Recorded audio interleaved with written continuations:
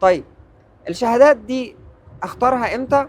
اختار الشهادات لو انا عايز دخل دوري ثابت، لان استثمار القيمة او قيمة الفلوس لما هسترد الشهادة بعد فترة هتكون اقل بسبب معدلات التضخم، وده طبيعي جدا ومنطقي، ودي طبيعة نوع الاستثمار ده.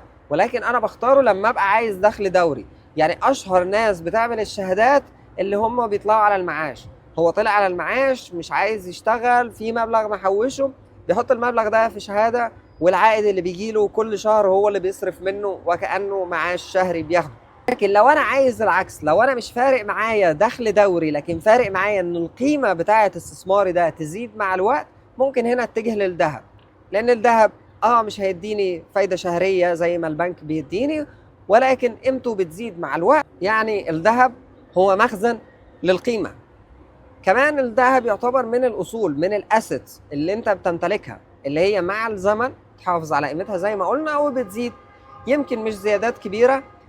كمان الذهب بيتأثر جدا بالأزمات، ده يمكن اللي بيرجح الآراء زي الرأي اللي قاله المهندس نجيب ساويرس أحد أهم المستثمرين في الذهب على مستوى العالم حاليا، إن هو في طريقه لل 5000 دولار.